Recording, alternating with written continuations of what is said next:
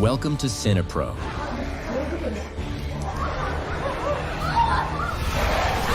where we bring your favorite movies back to life with quick recaps, hidden details, and everything you missed. Our movie begins with two employees in a company, and they are the only two who haven't turned into zombies yet. They are confused about what is happening in their company. One of the employees holds a stick for self-defense and uses it to fend off any attacking zombies. Together, they run to escape the company and save their lives. However, they find all the doors locked. Luckily, they spot a car nearby. The male employee takes the stick from his female colleague, helps her get into the car, and locks it. He tries to fight off the zombies, but their numbers are overwhelming. He climbs onto the car, but when he notices the zombies are about to break into the car, potentially harming his colleague, he jumps down, fights some of them, but unfortunately, the sheer number of zombies overpowers him. He is attacked and turned into a zombie as he screams in agony. The story then takes us back 20 hours earlier, when the city was still free of zombies or monsters, and people were living their normal lives. We see a group of thieves with their faces covered,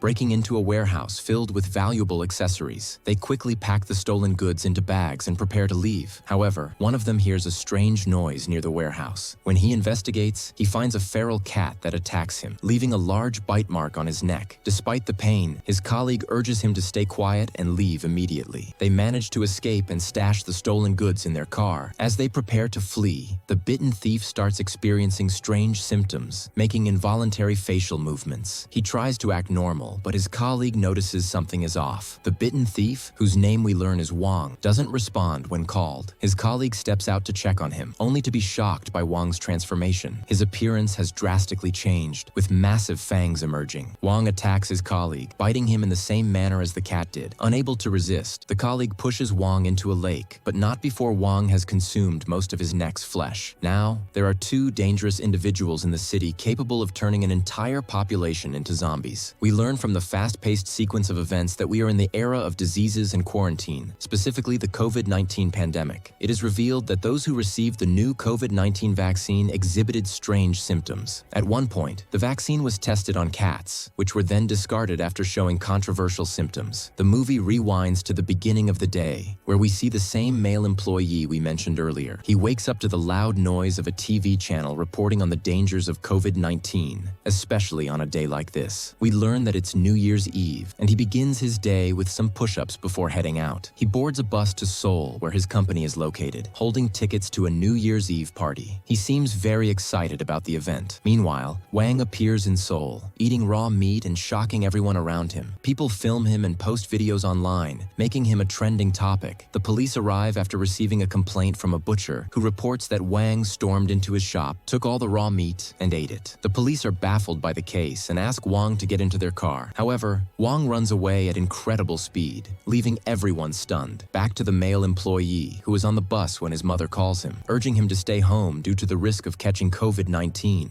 especially in the crowded capital city of Seoul. However, he dismisses her concerns, explaining that this day is very special to him and could change his life. His mother suspects he has a girlfriend and plans to spend the day with her, but he gets annoyed at her assumptions. He insists that his life in Seoul is better than farming in their village. While on the phone, he accidentally bumps into Wang, who is running. The collision causes his phone to fall and break. The employee demands compensation, but Wang, now fully consumed by his transformation, ignores him. The employee is puzzled by Wang's behavior. At that moment, the female employee we mentioned earlier appears. Her name is revealed to be Min Ji-yeon. She's arguing with two young men and their friends. The argument stems from the fact that the men had drugged her friend and attempted to abduct her. Min Ji-yeon threatens to call the police and warns them about the country's strict laws against violence towards women. The men mock her, sarcastically asking if she would be their lawyer in their next case. Before the situation escalates, her male colleague intervenes, asking the men to leave peacefully. However, one of them slaps him, provoking the employee to warn them that they might get away with it once, but not a second time. When the men try to attack him, he skillfully defends himself, giving them a thorough beating, forcing them to flee. The lenient one responds to him coldly, not too bad, just indifferent. She walks away and leaves him.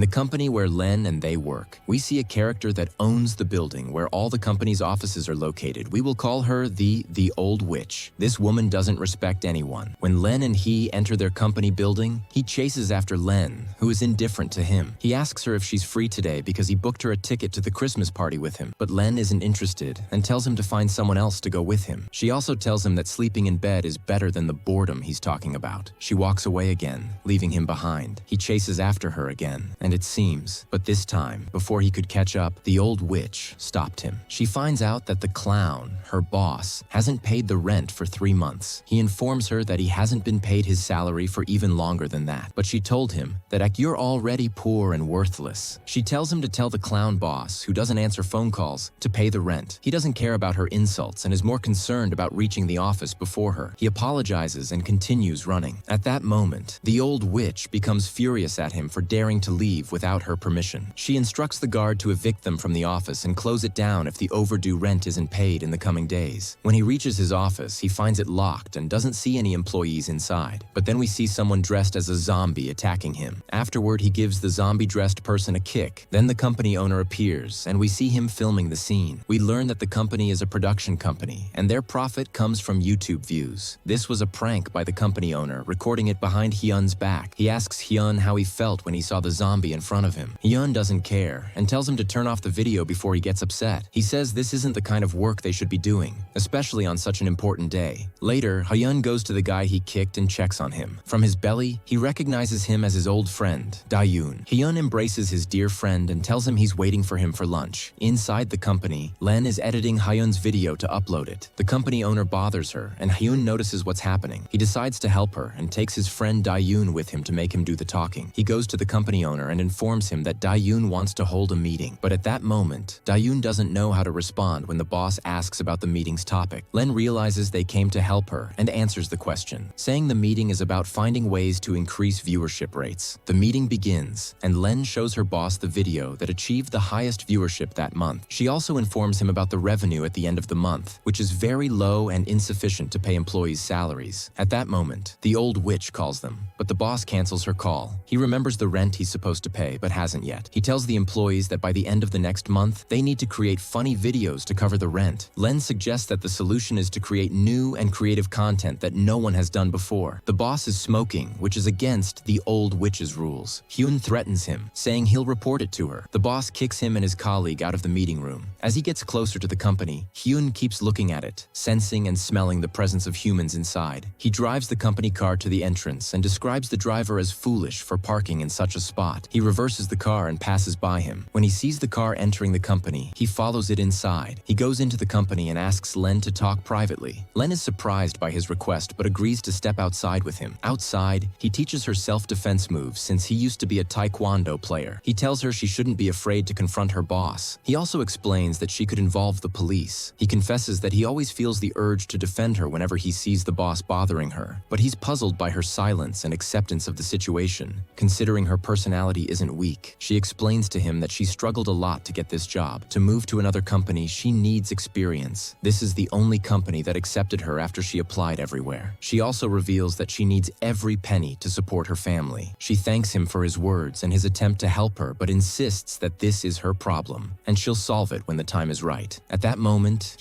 boss calls her, asking her to come to his office. She agrees to go, but requests Hyun to accompany her. She doesn't want to go alone. When they enter, the boss informs them about an incident near their company involving a supernatural being they couldn't identify. He scolds them, saying they should have been the first to film the incident, not other platforms. When Hyun hears this, he tells his colleague that he saw it in the morning on his way to work. After a while, a delivery worker arrives to deliver their orders. The delivery guy clearly dislikes the company boss. The moment the boss notices the delivery guy, he hides under his desk, as the delivery guy often complains about the boss's excessive orders and lack of tips. As soon as the delivery guy enters and smells the boss's scent, he becomes furious, but Hyun stops him, claiming the boss isn't there. The delivery guy, however, is certain the boss is present. Hyun escorts him out forcefully, telling him that soon the boss will pay him and everyone else. As the delivery guy leaves, he smells something strange. It's clear that his sense of smell is very strong. This is because there's something truly odd and supernatural right behind him. The zombie Wang.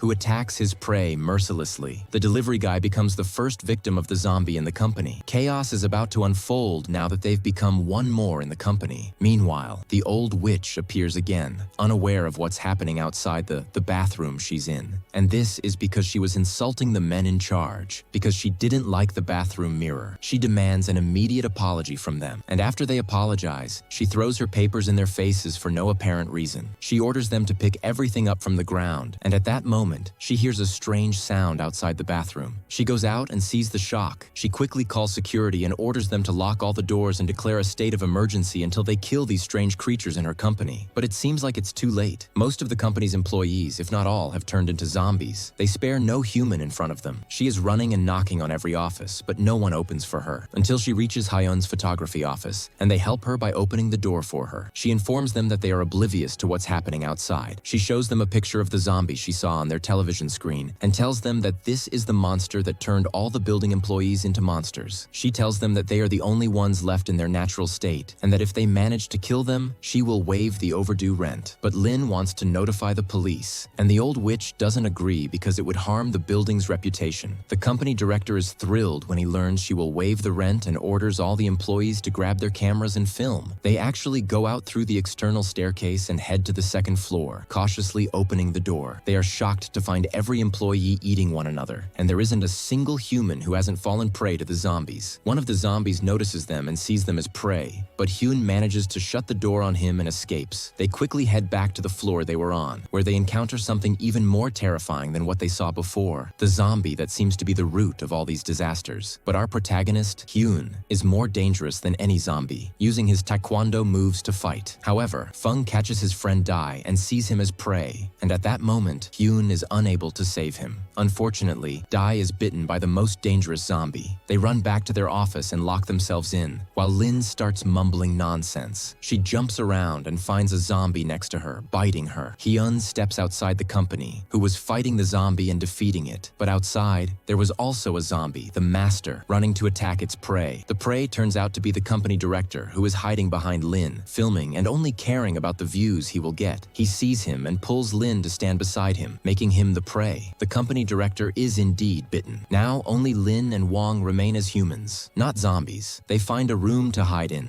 still in shock over what's happening. When Lin falls asleep, she dreams of a nightmare where she is alone without Hyun, and the zombies turn her into a monster like them. When she wakes up from the dream, she asks Hyun to do something and get her out of there. Hyun tells her he has a plan to escape the cursed place. He looks at a cassette tape in the room, and his plan is to place the cassette in the middle of the building, turn the music up to the highest volume, and lure all the zombies to it. This way, they will move away from all the floors and only gather at the cassette's location. Hyun executes his plan, and it works. On their way back to the office, Hyun encounters his friend Dai, who has now turned into a zombie and sees him as prey. Lin also encounters her company director, who has also become a zombie and attacks her. At that moment, Lin remembers the self-defense moves she was taught. She applies them immediately, hitting him with her stick. She also hits Dai with the stick after Hyun hesitates to attack his friend. She tells him that his friend Dai is gone, and what he sees now is a monster. Hyun and Lin reach their office and try to call the police, but they find that none of the phones, not even the landline, are working. Suddenly they see Wong in front of them again, clearly determined to make them his prey. But Hyun defeats him this time, knocking him out completely, making them suspect he's dead. They leave the office and decide to leave the building altogether. At this point, the events that started at the beginning of the movie unfold. Hyun and Lin running from all the zombies in the company until they find a car. Hyun helps Lin get inside, fighting off the zombies until they attack him. We think he's dead, but Lin gets out of the car and attacks all the zombies with a fire extinguisher, managing to save Hyun. They finally leave the company and reach the garage. However, there they find Wong and the old witch waiting for them. Wong, as usual, gets beaten up by Hyun and falls silent. The old witch shocks them by biting Hyun in the leg, making him believe he will soon turn into a zombie. He tells Lin to leave him before he harms her when he transforms. He finally confesses his love for her, saying romantic words he won't regret because he knows he's dying. He pushes her away from him against her will, but as he walks toward the old witch, he notices something strange. The old witch had fake teeth, and what bit him wasn't zombie fangs. He looks at his leg and finds no bite marks. He feels utterly embarrassed for what he said to Lin earlier. He pretends nothing happened and walks with Lin out of the building. The movie ends with Hyun beating up Wong again, and the rest of the transformed employees leave leave the company. The city of Seoul is now in greater danger than the COVID-19 pandemic, and this danger might soon spread to all countries worldwide. I hope you enjoyed it as much as I did. If you did, make sure to subscribe for more awesome content. Thanks for watching,